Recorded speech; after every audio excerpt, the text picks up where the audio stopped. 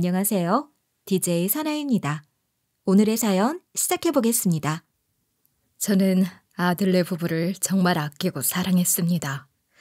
그런데 제가 아들이랑 며느리에게 역공을 당해서 패가망신이 뭔지 보여줘 버렸는데요.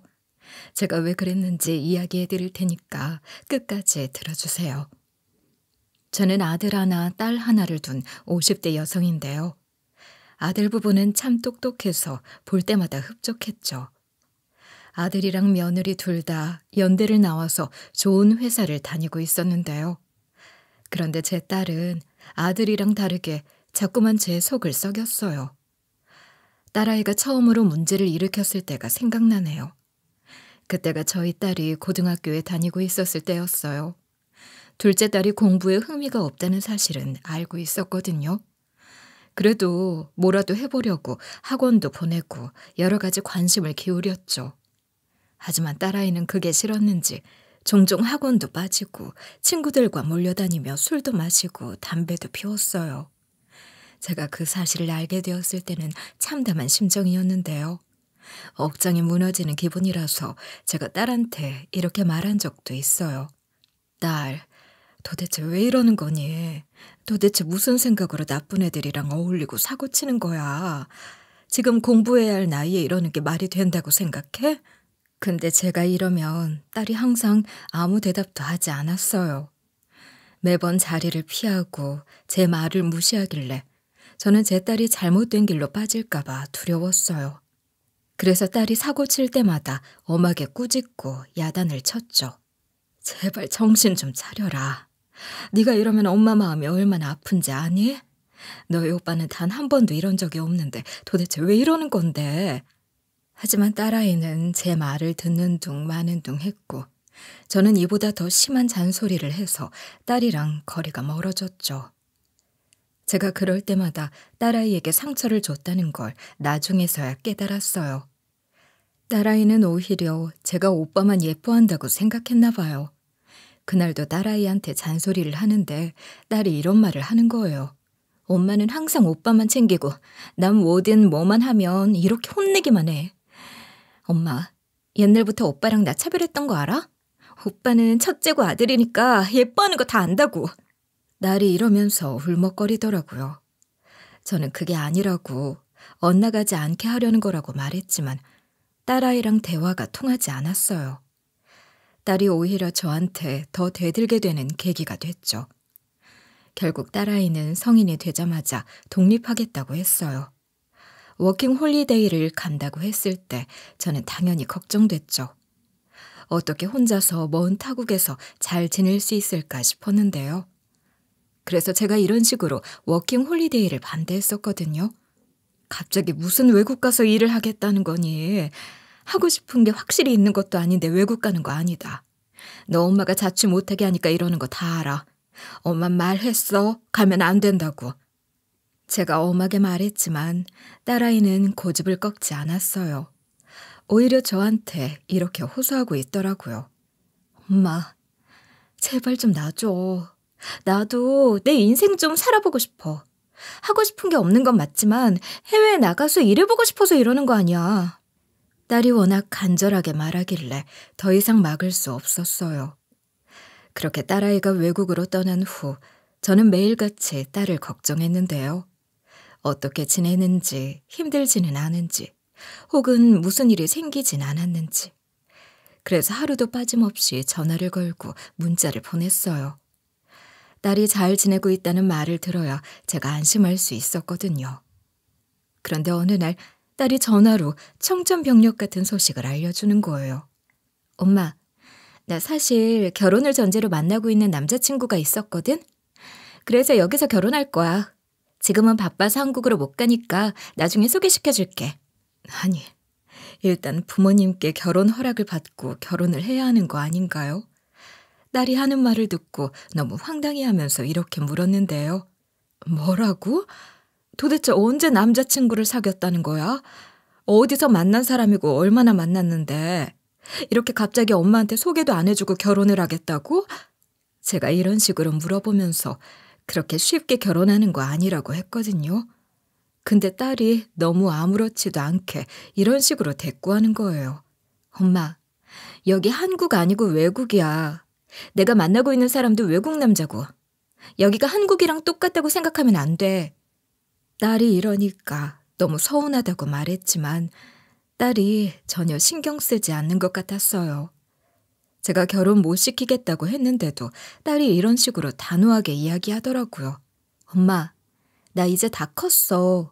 엄마가 결혼 반대하더라도 난 결혼할 거고 내 인생은 내가 알아서 할 거니까 엄마가 간섭하지 않았으면 좋겠어. 딸아이가 이렇게 말하고 전화를 뚝 끊어버렸어요. 그렇게 딸아이가 외국 남자와 결혼해서 거기서 살림을 차려버린 거예요. 그 후로 제가 몇 번이나 딸에게 연락을 해봤지만 딸아이가 전화를 받거나 문자 답장을 하지 않았어요.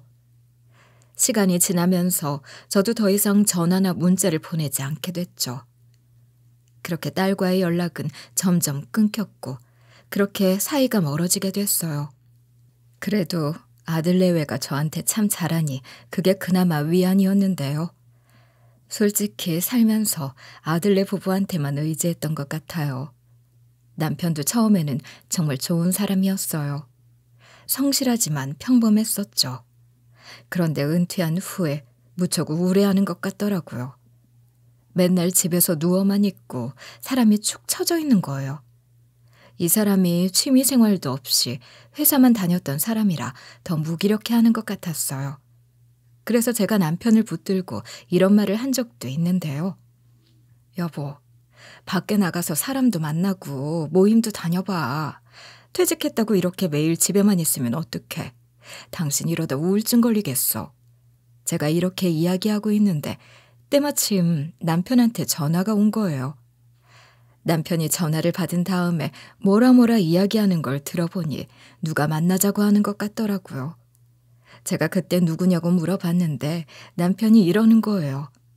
오랜만에 연락 온 친구인데 뭐하냐고 물어보더라. 만나서 술 한잔 하재. 오랜만에 할 이야기도 있고 옛날 생각이 나서 전화했다고 하던데. 남편이 이러니까 바로 남편을 등 떠밀었죠. 지금 나가서 놀기 딱 좋은 시간이라고 이야기하면서 이랬던 것 같아요. 그럼 이참에 한번 나가봐.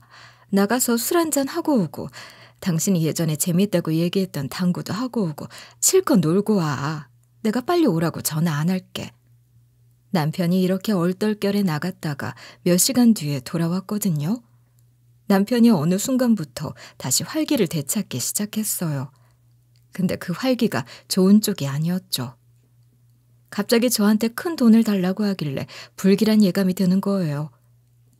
남편이 전에도 돈을 달라고 했었고 틈만 나면 늦게 들어오고 그랬거든요. 질이 안 좋은 사람이랑 어울리기 시작했다는 생각이 들어서 남편을 추궁해봤어요. 전부 다 아니까 솔직하게 말하라고 이야기했더니 남편이 이러는 거예요. 사실 저번에 당신이 친구한테 연락 온 거 알고 얼른 나가서 놀고 오라고 했잖아. 오랜만에 연락한 그놈이 노름쟁이였어. 하필이면 그놈한테 전화가 왔을 때 제가 나가라고 등 떠밀었으니 이렇게나 운이 안 좋나 싶더라고요. 그렇게 남편이 노름에 빠져서 퇴직금까지 날려버렸어요. 전 당연히 아들한테 전화해서 이 사실을 전부 다 이야기했었는데요. 너네 아빠가 카드놀이를 하다가 퇴직금을 다 날려버렸다. 어쩜 좋니? 그동안 모아둔 돈을 이렇게 한 번에 다 날려버릴 줄은 꿈에도 몰랐어. 제가 이러면서 앞날이 캄캄하다고 했는데요. 그니까 아들이 이런 식으로 엄청나게 화를 내는 거예요. 뭐? 아버지가 퇴직금을 날렸다고요? 미친 거 아니에요? 지금 집에 아버지 계세요? 당장 집으로 가서 아버지랑 이야기를 해봐야겠어요.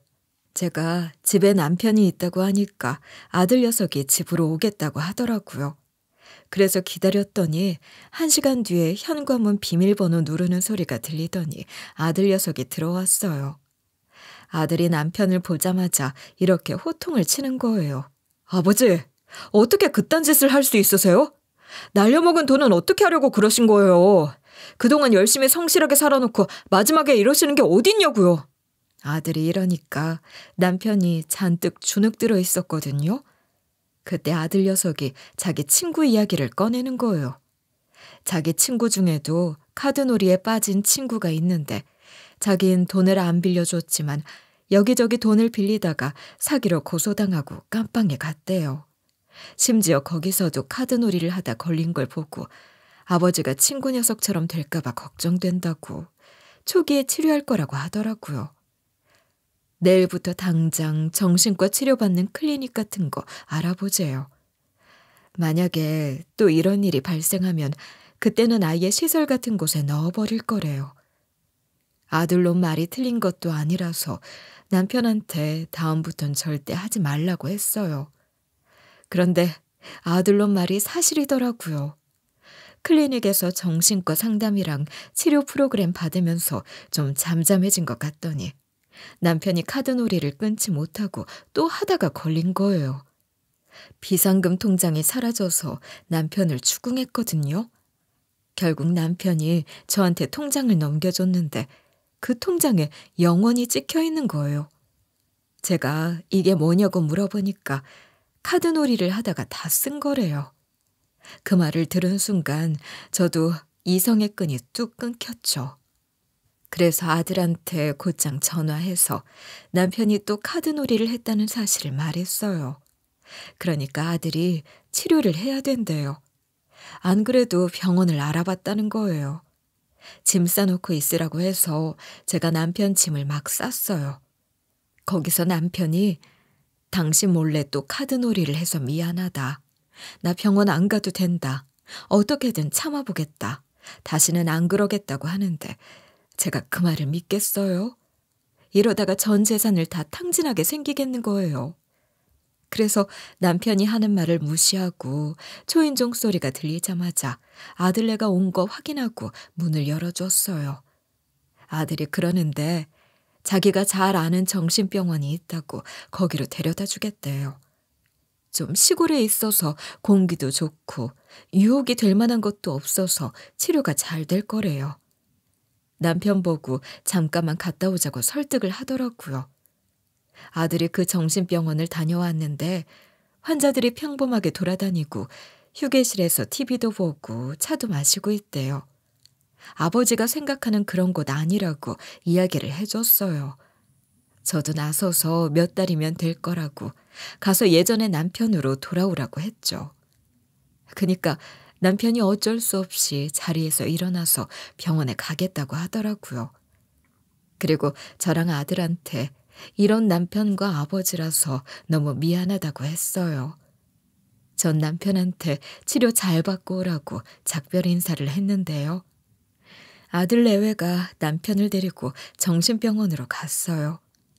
1시간쯤 뒤에 아들한테 전화가 왔길래 받아봤죠. 정신병원에 잘 도착해서 아버지 입원시켰다고 하더라고요. 그 당시에는 보호자 서명만 있어도 정신병원에 보낼 수 있어서 아주 간편하게 입원시킬 수 있었거든요. 근데 그 뒤로 몇 달 정도 지났나? 어느 날 병원에서 전화가 와서 받아봤는데 이 양반이 탈출해버렸대요. 아들이랑 며느리가 면회 온 다음 날 남편이 없어졌다는 거예요. 아들이랑 며느리가 연락을 받고 나서 병원으로 갔고 병원 사람들이랑 같이 남편을 찾아봤는데 남편을 찾을 수 없었대요. 우리한테 일이 이렇게 돼서 너무 죄송하다고 하더라고요. 일단 저는 급한 마음에 전화를 끊었죠. 그리고 아들한테 전화를 걸어서 이게 무슨 일이냐고 물어봤어요. 그러니까 만나서 이야기하재요. 아들이랑 며느리가 우리 집으로 찾아와서 면회 가서 있었던 일을 다시 이야기 나눴거든요. 아무래도 남편이 카드놀이를 하고 싶은 마음에 탈출을 한 것 같다는 거예요. 정신병원에서는 환자들을 위해 여러 가지 프로그램을 진행하는데 거기서 만드는 수업 같은 걸 했나 봐요. 근데 거기서 남편이 카드를 만들었대요. 남편이 우리 아들이랑 며느리한테 같이 카드 게임을 하자고 했다는 거죠. 카드놀이 때문에 재산 날려먹어 놓고 또 카드놀이를 하자고 하니까 아들이랑 며느리가 마음이 착잡하고 열불이 났다고 하더라고요. 병원 CCTV도 확인해 봤는데 남편이 나가는 게 찍혔대요. 병원에서도 자기 과실 같다고 금전적인 보상을 해줄 테니 좋게 해결하재요. 저랑 아들은 사람이 없어졌는데 돈으로 퉁치려고 하냐고 난리를 쳤죠. 열받아서 병원을 고소하려고 변호사를 찾아갔지만 병원 자체나 직원들을 고소한다고 하더라도 금전적 보상을 받을 수 있을 뿐이지 감방 보내고 이런 건 불가능하대요. 결국 어쩔 수 없이 보상을 받은 다음에 실종 신고를 하고 미친 듯이 찾아 헤맸지만 남편이 끝내 발견되지 않았어요. 남편이 없어진 지 5년이 지나갔고 아들은 이제 아버지가 없다는 걸 받아들이자고 저를 설득하더라고요. 저랑 아들이 그날 엄청 오열을 했고 며칠 뒤에 현실을 인정한 다음에 사망신고를 할 수밖에 없었어요. 그렇게 남편을 떠나보낸 후로 정말 어렵게 살았죠. 남편이 카드놀이로 재산을 날려버린 탓에 저한테 남은 건 집 한 채뿐이었어요. 아들 내외가 용돈을 주긴 했지만 너무 빌붙는 것도 미안해서 가사 도우미 같은 거 하면서 생활비를 스스로 벌고 있었는데요. 남편이 사라진 지 10년이 지났을 무렵 제 집이 있는 지역에 재개발 소식이 들려왔어요. 집을 비싸게 산다는 사람이 속출한 거예요. 그래서 덕분에 제 집을 5억 이상 받고 팔 수 있을 것 같았어요. 이런 상황에서 엄청 고민이 됐죠. 팔아서 집칸을 줄이고 시골로 내려가서 남은 돈으로 유유자적하게 살까 생각하고 있었어요. 그런데 시골 텃세가 심하다고 하고 편의시설이 많지 않아서 불편하다고 하니 그게 마음에 걸리더라고요. 이렇게 혼자서 생각만 하고 있다가 아들네를 찾아갔어요. 아들이랑 이런저런 이야기를 나누다가 제가 집에 관련된 고민을 털어놨는데요. 너네 아빠가 그렇게 사고친 후로 이제 남은 게 집 한 채뿐이거든. 근데 우리 집이 있는 곳이 재개발된다고 하더라. 덕분에 집값이 엄청 올라서 이 집을 팔고 시골로 내려갈까 생각 중인데 너희들 생각은 어떠니? 제가 이러면서 시골 갔다가 생각보다 불편해서 후회할까 봐 걱정이 된다고 했죠. 그러니까 아들이 저한테 조심스럽게 이런 제안을 하는 거예요. 엄마, 차라리 실버타운에 들어가는 게 어때요? 엄마가 우리랑 사는 건 부담 주는 것 같아서 살기 싫다면서요. 엄마도 예전보다 몸이 편찮아져서 일 다니기 힘들다고 하지 않았어요? 이참에 집 팔아서 실버타운에 들어가 버려요. 어르신들이 하는 말씀 들어보니까 실버타운이 요양원이랑 느낌이 다른 곳이라서 가보면 들어가고 싶다는 생각이 든대요. 아들 녀석이 하는 말을 들어보니 틀린 말도 아닌 거예요. 그래서 고민을 좀 해보다가 아들에게 이렇게 이야기를 해놨어요. 그래, 나도 실버타운이 좋다는 소문은 듣긴 했다만 그럼 일단 실버타운이 어떤 곳인지 한번 보러 가볼까?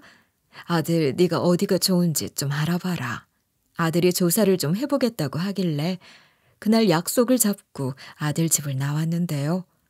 이틀 뒤에 아들이랑 며느리랑 다 같이 실버타운을 보러 다녔는데 제가 생각했던 요양원 이미지와 다르게 꽤 좋아 보였어요.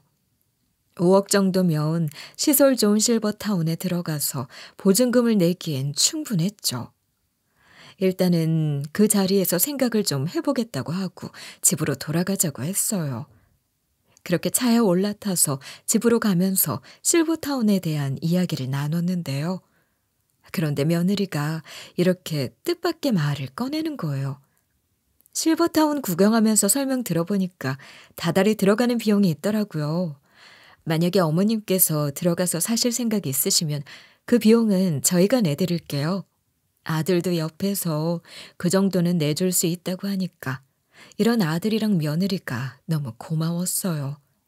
게다가 며느리가 저를 슬쩍 쳐다보고는 이런 말을 해주는 거예요. 어머님은 오늘 가본 실버타운 어떠셨어요? 생각을 좀 해보셨어요? 실버타운에 들어가실 거면 그 전에 마지막 여행을 떠나는 건 어떠신가 해서요. 여행 비용도 저희가 다 낼게요. 며느리가 이러면서 실버타운을 쭉 둘러봤는데 생각보다 너무 좋았다는 말을 계속 하더라고요. 그래서 일단 제가 대답을 좀 망설이다가 이렇게 이야기했어요. 일단 고민을 좀 더 해볼게. 아무래도 아직 마음을 결정하지 못했는데 너희들이 그렇게까지 해준다니까 실버타운에 들어가는 게 더 나을 것 같네. 이렇게 말하고 나서 아들 차를 타고 집으로 오는 내내 좀 생각을 해봤거든요.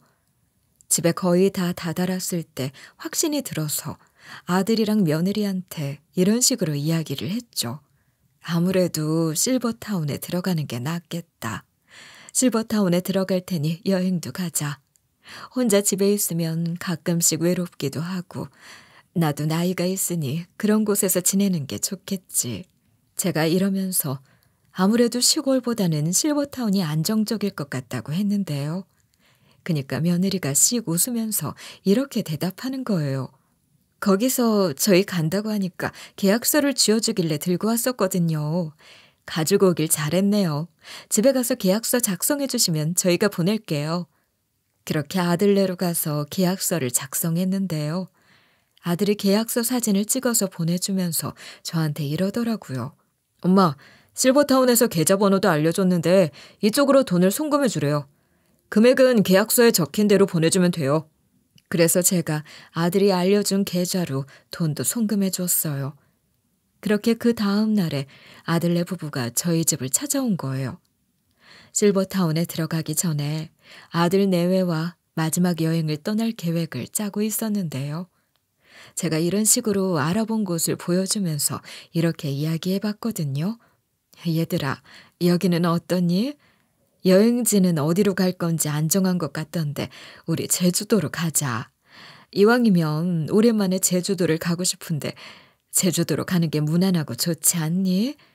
나는 미리 준비해둔 여행 책자를 펼쳐 보이며 제주도에 대한 정보를 보여줬어요. 아름다운 해안선과 푸른 자연이 담긴 사진들을 보여주면서 여길 가보자고 했거든요. 그러니까 아들이 이런 반응을 보이는 거예요. 제주도는 아니지만 제주도급으로 좋은 곳을 갈 거예요. 한국 사람들한테는 아직 잘 안 알려진 섬인데 외국 사람들한테 관광지로 유명한 섬이 있어요. 자연 풍광도 좋고 너무 예쁜 섬인데다가 한국에 있는 곳이니까 거기로 가게요. 아들이 이러고 나서 며느리랑 서로 눈빛을 교환하더니 무언가 속닥거리는 거예요.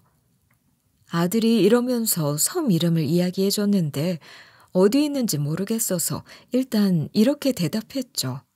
다른 곳이라니 어디를 말하는 거니? 아, 그래. 거기 한번 가보자. 예전에 가본 곳보다 아예 안 가본 곳 가는 게 더 낫겠지. 아들 녀석이 내일 여행 가자고 그러길래 알겠다고 했죠. 그리고 여행 이야기를 실컷 나누다가 아들네 부부가 자기 집으로 돌아갔는데요. 전 아들네 부부랑 여행 갈 생각에 들떠서 이것저것 다 챙기고 잠에 들었어요. 다음 날 이른 아침에 아들네 부부가 차를 끌고 제 집 앞까지 와준 거예요. 그래서 제가 그 차에 탔는데 한참을 가다가 차를 실을 수 있는 여객선을 타더라고요. 여객선을 타고 도착한 항구 근처 호텔에서 짐을 풀고 다시 나왔는데요. 저는 이제 여기서 노는 건가 싶었는데 며느리가 이러는 거예요. 어머님, 외딴 섬으로 가려면 배를 한 번 더 갈아타고 가야 한대요. 배를 타고 거기에 구경 갔다가 해질 무렵에 다시 그 배를 타고 여기로 돌아올 거예요. 그래서 작은 배로 갈아타서 저를 외딴 섬으로 데려갔어요. 생각보다 볼품 없는 섬이라 실망하고 있었죠. 그런데 아들 내외는 섬에 오자마자 제가 지금까지 본 적 없는 모습을 드러내는 거예요. 아들이 갑자기 제 휴대폰이랑 소지품을 전부 다 빼앗으면서 이러더라고요. 엄마, 좋게 말할 때 저 따라오세요. 지금 이 상황을 잘 이해 못하시는 것 같은데 우리 말대로 해야 돼요. 후회하기 싫으면 저항하지 말라고요. 이런 식으로 이야기하면서 아들이랑 며느리가 저를 억지로 끌고 가더라고요. 아들이 끌고 간 곳은 낡은 집이었어요. 그래서 제가 그곳을 둘러보다가 아들에게 이런 식으로 따지고 들었는데요. 아들, 지금 이게 뭐 하는 짓이야? 여기는 왜 데리고 온 거야? 도대체 무슨 목적으로 이러는 거냐? 뭐가 어떻게 된 건지 제발 설명 좀 해봐. 저는 너무 당혹스러워서 목소리가 떨렸지만 아들은 여전히 차가운 표정으로 저를 쳐다보고 있더라고요. 그 눈빛은 제가 알던 아들이 아닌 낯선 사람의 것이었어요. 아들이 그런 눈빛으로 이런 말을 하는 거 있죠. 엄마는 앞으로 여기서 살아야 돼요. 다시 집으로 돌아올 생각하지 마세요. 더 이상 돌아갈 곳도 없고 연락할 사람도 없을 테니까 여기서 탈출할 엄두도 내지 말라고요. 아들이 하는 말에 제가 눈을 크게 뜨고 믿을 수 없다는 표정을 지었어요.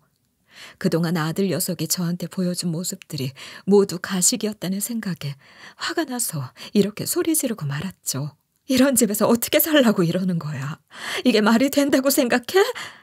다른 사람도 아니고 부모를 외딴 섬에 데리고 와서 가두려고? 나를 왜 이렇게 끌고 왔는지 이유를 좀 말해봐. 설마 집 때문이야? 제가 절박하게 왜 이렇게 돌변해버린 건지 물어봤지만 아들이 비웃듯이 어깨를 으쓱거리고 있었어요. 그리고 아들 입에서 이런 말이 나와서 저를 완전히 얼어붙게 만들었죠. 엄마, 진작 눈치채셨어야죠. 실버타운. 그런 건 처음부터 해줄 생각 없었어요. 엄마는 아무도 찾지 않을 테니까 여기서 조용히 지내면 돼요. 집 한 돈으로 저랑 와이프는 잘 살게요. 다 늙은 노치네가 살기엔 이 정도면 초호화 아니에요. 엄마가 주신 5억은 잘 쓸게요. 그래서 제가 그게 무슨 소리냐고 5억은 실버타운에 보낸 거 아니냐고 했는데요. 근데 며느리가 제 말을 듣고 막 비웃으면서 이러는 거예요. 어머님이 입금한 계좌는 우리 차명 계좌고 계약서도 우리가 만든 거예요. 제가 이 말을 듣고 나서 제 두 귀를 의심했죠. 순간 잘못 들었나 싶었어요. 현실을 부정하고 싶어서 멍하니 서 있는데 아들네 부부가 이렇게 말하고 나서 가려고 하는 거예요. 제가 그게 무슨 말이냐 악을 지르면서 아들 내외를 붙잡으려고 했거든요. 아들 내외를 쫓아가다가 중간에 넘어지고 말았어요. 제가 울부짖으면서 잠깐만 기다려보라고 소리쳤지만 아들 내외는 아랑곳하지 않고 저를 두고 사라졌죠. 그래서 어쩔 수 없이 그 낡은 집으로 돌아갔어요. 제가 그때 너무 경황이 없어서 몰랐는데 그 낡은 집에 방이 하나 있었거든요. 그 방 안에 웬 남자가 웅크리고 있는 거예요. 구석에서 뭔가 움직이길래 깜짝 놀랐는데요. 그래서 제가 사람인 거 알고 누구냐고 물어보니까 남자가 고개를 들어 올리는 거예요. 그때 남자의 얼굴을 보고 경악하고 말았어요. 그 남자가 당연히 죽은 줄로만 알았던 남편이었던 거예요. 전 남편을 10년 만에 만나서 당신 살아있었던 거냐고 소리치면서 엉엉 울었죠. 그런데 남편이 절 못 알아보는 거예요. 계속 저를 경계하면서 누구냐고 물어보는 거 보니까 정신적으로 온전치 못해 보였어요. 그래서 제가 남편한테 이렇게 말해보기도 했거든요. 왜 날 못 알아보고 당신 상태는 왜 이런 건데요? 왜 여기서 살고 있어요? 우리 돌아가요. 내가 어떻게든 나갈 방법 알아내서 나가게 해줄게요. 일단 나가서 치료받고 하면 전부 다 좋아질 거예요. 그런데 남편이 저를 막 피하면서 구석으로 숨은 상태로 이렇게 반응하는 거예요. 싫어. 정신병원 안 가. 재훈이가 말 안 들으면 정신병원 다시 보내버릴 거라고 했어. 이게 무슨 소린가 싶었어요. 어린애처럼 말하는 남편의 말을 통해 추측해 본 결과 이 섬에 데려온 건 제 아들 재훈인 것 같았죠. 저는 남편이 정신병원을 탈출한 걸로 알고 있었는데 아들이 이 섬으로 데리고 온 거였어요. 남편은 정신병원에서 시달린 것 때문에 정신이 나가 있었고 아들이 여기서 얌전히 살지 않으면 다시 정신병원으로 보내버린다고 하니 섬에서 쥐 죽은 듯이 살고 있었던 거예요. 얼마나 정신병원에서 시달렸으면 이랬겠어요. 전 엄청 후회했죠. 그때 남편이 보인 행동에 너무너무 실망해서 남편이 정신병원에 입원하고 나서도 일부러 찾아가지 않았었거든요. 퇴직금은 물론이고 비상금까지 날릴 정도로 카드놀이에 빠져버린 남편의 모습을 보고 너무 충격이 컸어요. 몇십 년 동안 제가 보지 못했던 남편의 모습이었거든요. 제가 남편을 받아들일 수 있을 때까지 시간이 필요해서 일부러 보지 않았던 건데 그게 이런 결과로 돌아오다니 너무 제 자신이 부끄럽더라고요. 그리고 아들 내외가 한 짓을 파악하고 소름이 끼쳤죠. 게다가 그것들이 제 돈도 꿀꺽하려고 실버타운이랑 마지막 여행 운운하며 이 섬에 가둬버린 거잖아요. 그 사실을 알아챈 순간 저는 절망했어요. 이 섬을 나가야 하는데 휴대폰도 없고 그나마 옆에 있는 남편은 제정신이 아니잖아요. 하지만 이럴수록 정신을 바짝 차려야 한다는 생각을 하고 있었어요. 여기서 지내면서 어떻게든 나갈 방법을 모색해보자고 다짐했는데요. 남편과 저는 한동안 외딴 섬에서 자급자족하며 고립된 채 살아가고 있었어요. 다행히 아들네가 두고 간 통조림들이 있어서 그걸 아껴 먹고 있었죠. 그리고 집안에 있는 서랍을 뒤져보니 라이터도 있더라고요. 그걸 들고 해안가로 가서 계속 불을 피웠어요. 사람이 있다는 걸 알리려고 했는데요. 그러다가 멀리서 배 한 척이 접근하는 거예요. 운 좋게 낚시하러 온 사람들에 의해 석 달 만에 구출됐어요. 그 당시에 배를 타고 육지로 가면서 낚시를 하던 사람이 이런 이야기를 해주더라고요. 사람이 없어야 할 섬에서 계속 불이 나서 무슨 일인가 싶었어요. 그래서 호기심에 한번 가보자고 해서 왔는데 초췌해 보이는 사람이 둘이나 있어서 깜짝 놀랐네요. 이렇게 낚시하러 온 사람이 저희를 발견하고 구하러 와줘서 다행이었죠.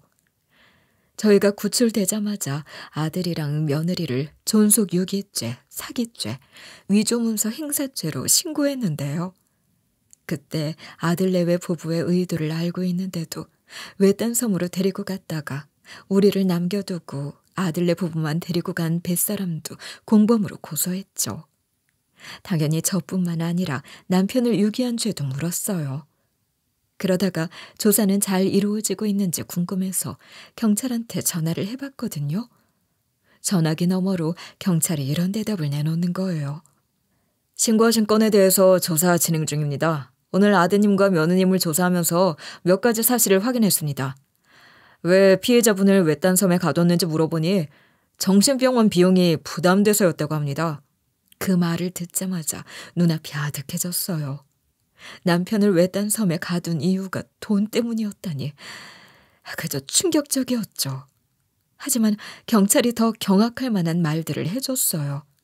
정신병원에 있는 분을 어떻게 몰래 빼냈는지 물어보니 아드님이 병원 내에 있는 직원에게 뇌물을 줘서 협조를 받았다고 합니다. 그 직원이 병원의 출입문을 일시적으로 잠금 해제하는 시스템을 원격으로 가동해서 남편분이 탈출할 수 있게 해준 거죠. 전 그 말을 듣고 몸서리를 쳤어요. 어떻게 그런 일이 가능할 수 있었는지, 그리고 어떻게 아들이 그런 일을 꾸밀 수 있었는지 도저히 이해할 수 없었죠. 그동안 제가 얼마나 아들을 신뢰했는지 생각하면 이 모든 상황이 더욱 참담하게 느껴질 뿐이었어요. 남편이 그런 계획에 참여했다는 것이 믿겨지지 않았기 때문이었어요. 게다가 경찰이 한숨을 쉬면서 이런 이야기도 해줬는데요. 안타깝게도 남편분이 이미 정신적으로 매우 불안정한 상태였다고 합니다.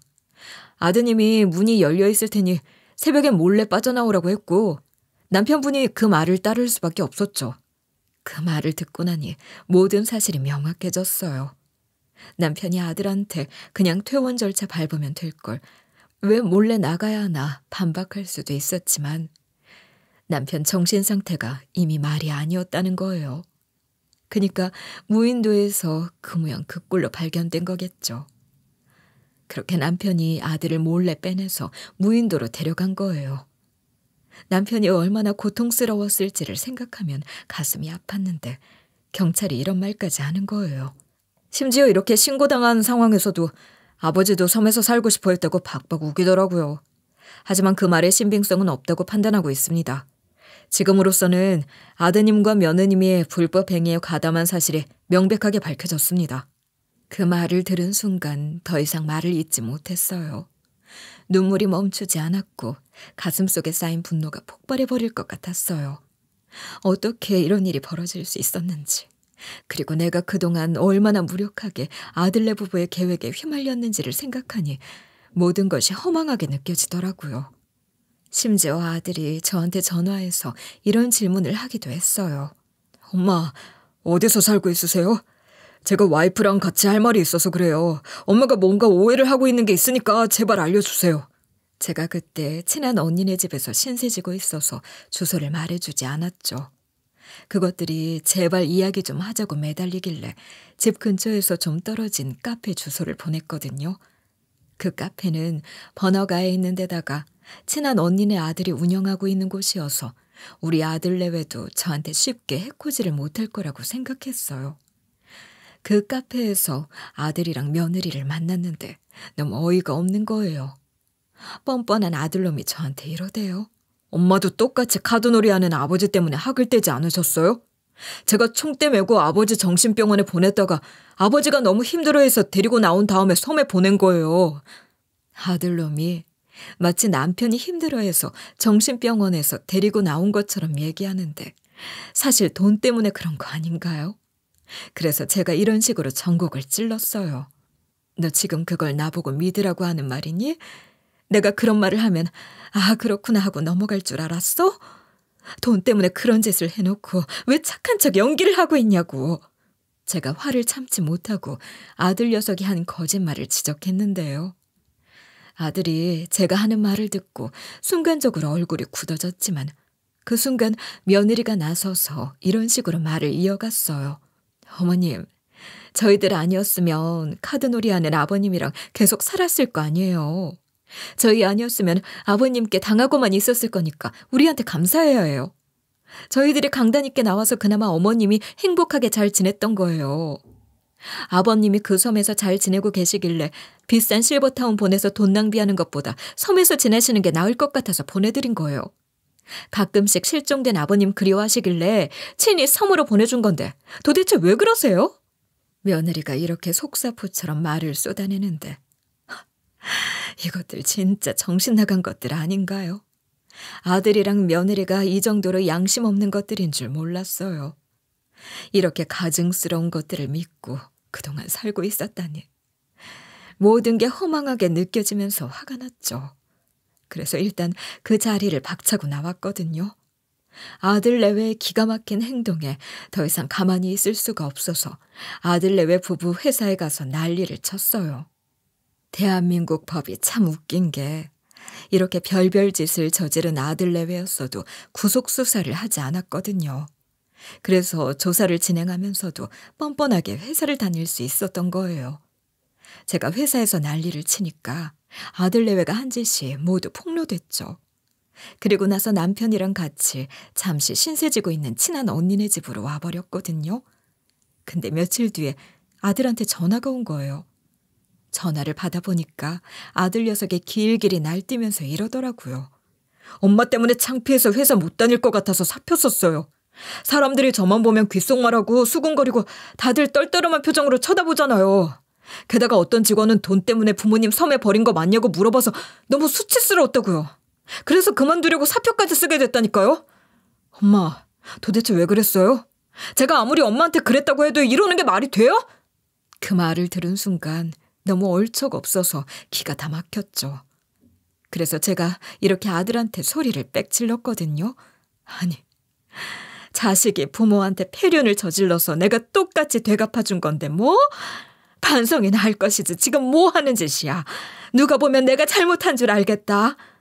제가 이런 식으로 따지니까 아들 녀석이 막 우는 거예요. 울고 싶은 사람은 난데 네가 왜 우냐고 하니까 아들이 이런 하소연을 늘어놓더라고요. 제가 아무리 유기했어도 이러는 건 좀 아니지 않아요? 이러다가 이 업계에 소문나서 취직도 못하면 어쩔 거예요. 집안에서 일어난 일은 바깥으로 끌고 나오지 말게요 좀. 아들놈이 이런 식으로 씩씩거리면서 자기가 무슨 피해자인 양 서러워하는 거예요. 하는 짓이 너무 어처구니가 없어서 제가 그러거나 말거나 이렇게 선언하고 말았죠. 아이고, 부모를 버려놓고 집안 타령하고 있네. 난 너 같은 자식 둔 적도 없어서 호적 파버릴 거니까 걱정하지 말아라. 이제 집안 문제 아니고 집방 문제가 될 테니까. 그리고 네가 나중에 취직 안 되고 사회적인 평판 망가진 건 네 알아서 해. 네가 지은 죄니까 벌 달게 받으라고. 이런 식으로 세게 말해버리고 전화를 끊어버렸죠. 그 후로 제가 고소한 건 어떻게 됐냐고요? 아들 내외가 저지른 일에 대한 죄가 인정됐어요. 제가 친하게 지냈던 지인이랑 친구들한테 아들 내외와 여행을 갔다 온 뒤에 실버타운을 간다고 말해놨었거든요. 그래서 제 주변인들이 전부 다 증언을 해줬어요. 게다가 아들 내외 집을 뒤졌는데 제 핸드폰이 나왔나 봐요. 근데 그 안에 있던 통화 내역이랑 문자 내용은 전부 다 지워져 있었대요. 그래서 제 휴대폰을 포렌식으로 복구했다는 거예요. 아들 내외랑 제가 나눈 문자 메시지 내역도 복구돼서 아들 내외가 자연 경치가 좋은 잘 알려지지 않은 섬으로 저랑 여행 간다고 말했던 내역도 확인할 수 있었어요. 그래서 그 증거로 아들네 부부가 의도적으로 저를 섬에 유기한 사실이 밝혀졌는데요. 아들네가 우리 남편도 섬에 가둬버렸잖아요. 남편이 정신적으로 온전치 못하다는 것을 인정받아 아들네외가 섬에 들어가서 살라고 강요한 것도 인정받을 수 있었어요. 그렇게 고소가 들어가서 재판을 하게 됐거든요. 그때 판사가 이런 말을 하더라고요.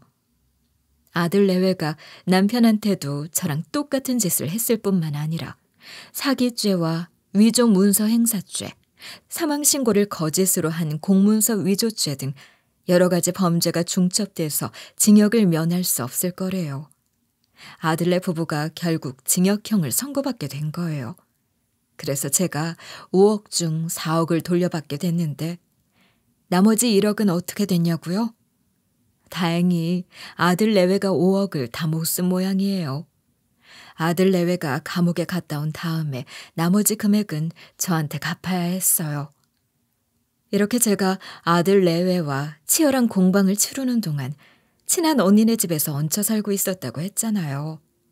아들 내외의 죄가 인정되고 돈도 돌려받아서 이제 남편이랑 같이 시골 읍내 같은 곳에서 지내려고 했죠. 읍내 같은 곳은 시골 텃세도 덜하고 편의점이나 마트 같은 기본 시설도 있으니까 큰 불편함 없이 그럭저럭 조용히 살 수 있을 것 같았어요. 그리고 나서 아들이랑 며느리가 깜빵에 들어갔다고 들었거든요. 전 그 뒤로 편의점이나 마트 같은 기본 시설이 갖춰진 시골 읍내로 이사가서 지내고 있었어요. 신세진 친한 언니 불러서 밥도 해주고 선물도 주면서 정말 고마웠다고 감사 인사도 했죠. 그렇게 남편이랑 같이 살고 있는데 갑자기 외국에서 살던 딸한테 전화가 온 거예요. 전화를 받아보니까 딸이 다급하게 이렇게 묻기 시작했어요. 오빠한테 연락 받았는데 오빠가 엄마랑 아빠한테 진짜로 그런 짓을 한 게 맞아? 부모님은 나 없어도 잘 먹고 잘 살 인간이고 오빠만 챙긴다고 생각하니 신경 안 쓰고 살려고 했거든? 그래서 내가 여기서 남편 만나서 잘 지내고 있었어. 근데 우연히 오빠한테 온 편지를 읽고 나서 모든 진상을 알게 된 거야. 오빠가 우리한테 그런 짓을 저지르고 있었다고 하니까 손발이 떨렸어. 지금 생각해보니 상처를 받았다는 핑계로 오빠한테 부모님을 맡겨놓은 것 같아서 너무 후회가 되더라. 이제부터라도 부모님이랑 연락하고 부모님이 어떻게 지내는지 살필게. 조만간 한국 가서 엄마랑 아버지께 사과도 하려고. 그래서 조만간 남편이랑 같이 한국으로 갈 거니까 기다려줘. 딸이 전이랑 다른 모습을 보여주길래 의외라는 생각이 들었어요. 그래서 제가 약간 기대에 찬 목소리로 딸에게 이런 말을 했었는데요. 뒤늦게라도 깨닫게 돼서 다행이네. 알게 됐으니까 너무 무리하지 말고 너 시간 될 때 천천히 와라. 엄마는 네가 온다고 말한 것만으로도 기분 좋다. 저는 이때만 해도 한국에 온다는 게 당연히 휴가를 내서 한국에 잠깐 놀러 오겠다는 뜻인 줄 알았어요. 그렇게 시간이 좀 흐른 뒤에 딸한테 또 전화가 와서 받아보니까 딸이 이런 말을 해주는 거예요. 내가 남편한테 엄마가 겪은 이야기를 전부 다 말해줬거든?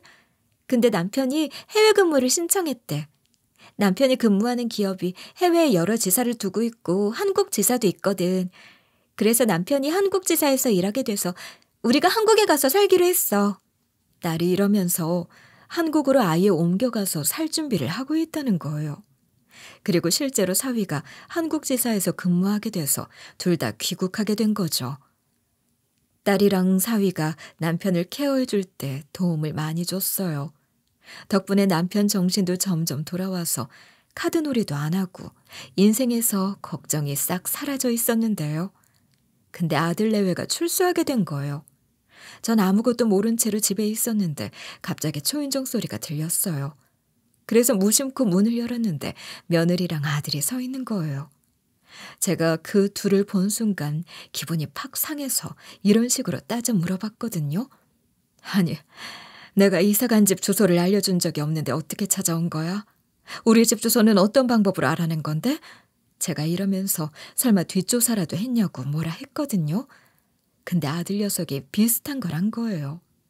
제가 그렇게 생각할 수밖에 없었던 게 아들 입에서 이런 대답이 나오고 있었거든요. 엄마랑 아버지 주민등록 등본을 떼봤어요. 저도 이렇게까지 하고 싶지 않았는데 아무리 생각해봐도 이 방법밖에 없더라고요. 아들이 하는 말을 듣고 나니 아차 싶더라고요. 아들이랑 며느리가 감옥에서 돌아와도 제 주소지를 알 수 없도록 주민등록 정보를 열람할 수 없게 했어야 했는데 이건 또 따로 신청해야 했거든요. 전 늙은 사람이다 보니 이런 부분까지는 신경을 못 쓴 거죠. 아들이 내 직계 혈족인데다가 저랑 남편 주민등록번호도 다 알고 있었으니까 등본 떼는 건 식은 죽 먹기였어요. 아들이 어떻게 제 집을 찾아왔나 알게 된 후에 아무리 그래도 네 멋대로 등본을 떼서 찾아오는 게 말이 되냐고 따졌거든요. 그러니까 아들이 바로 무릎을 꿇으면서 이러더라고요. 엄마, 저 제발 좀 살려주세요. 제가 진짜로 미안해요. 다른 사람도 아니고 부모한테 그런 짓을 했으면 안 됐는데 정말 제가 불효를 저질렀어요. 감옥 갔다 왔으니까 한 번만 봐주세요. 네? 아들뿐만 아니라 며느리도 손이 발이 되도록 비는 거예요. 심지어 아들이 뻔뻔하게 제게 이런 통보를 하기도 했어요. 그리고 엄마, 저 진짜로 염치 없지만 나머지 1억을 엄마한테 주기로 했는데 그거 못 줄 것 같아요. 깜빵 다녀온 뒤로 돈이 없어서 찜질방에서 지내고 있어서 그래요. 그러니까 이해 좀 해주세요. 아들 녀석이 이러면서 무릎으로 기어와서 제 바지가랑이에 매달리는 거예요. 며느리까지 따라서 그러고 있길래 제가 이런 식으로 일침을 날렸어요. 너네들이 돈이 진짜 없는지 어떻게 알아? 그리고 설령 진짜 돈이 없다고 하더라도 내 알 바 아니다. 경찰한테 전화해서 전에 나랑 남편을 납치 감금했던 사람들이 왔다고 신고할 거니까 네 알아서 해. 이러고 나서 진짜로 112에 신고 전화를 넣었어요. 몇 분 뒤에 경찰이 도착해서 무슨 일이냐고 묻길래 제가 상황을 설명했어요. 그러니까 경찰이 아들이랑 며느리한테 이렇게 명령해 주시더라고요. 아드님이랑 며느리분은 일단 나오세요. 괜히 고소당하셔서 일 만들지 마시고 그냥 나갑시다. 깜빵도 다녀오셨다면서요. 이러시면 안 되죠. 경찰이 이래도 아들이랑 며느리가 반항하고 버티는 거예요. 결국 경찰분들이 아들이랑 며느리를 질질 끌고 가셨어요. 그때 아들이 어떻게든 제 쪽으로 기어오면서 이러더라고요. 엄마가 하라는 대로 다 할 테니까 제발 용서해 주세요. 감옥에서 전부 다 뉘우쳤으니까 제발 한 번만 봐달라니까요. 그래도 저 엄마 아들이잖아요. 며느리도 이런 식으로 질질 짜면서 어머님거리면서 가족 타령을 하는 거예요. 전 그것들이 하는 말 전부 다 무시하고 아들이랑 며느리한테 이렇게 이야기했죠. 니들이 한 짓을 생각하고 아들 타령하고 며느리 타령을 해. 니들이 진짜로 우리를 부모로 생각하고 시부모로 생각했으면 그런 짓을 저질렀겠어? 정말 양심 없는 것들. 감방에 다시 들어갔으면 좋겠네. 제가 이렇게까지 말하니까 아들이랑 며느리가 충격을 받은 표정이더라고요. 때마침 경찰이 아들이랑 며느리를 현관문 밖까지 끌고 가셨길래 제가 현관문을 확 닫아버렸어요. 저랑 남편은 귀찮지만 아들이랑 며느리가 또 올까봐 이사를 가게 되었고 아들이 열람할 수 없도록 등초본 교부 제한 신청까지 걸었는데요. 그 뒤로 아들이랑 며느리를 본 적이 없어요. 최근에 이런 일이 있어서 이렇게 사연글을 보내보게 된 거예요. 배반당한 사람은 배반으로 인해 상처를 입게 되지만 배반하는 사람은 한층 더 비참한 상태에 놓이게 된다고 하잖아요. 그러니까 여러분도 배신당했다고 좌절하고 계시지 마세요. 저처럼 발버둥 치다 보면 전부 다 죗값을 받게 되더라고요. 그러니까 여러분도 뒤통수를 맞았다면 꼭 저처럼 대처해 보시길 바랄게요.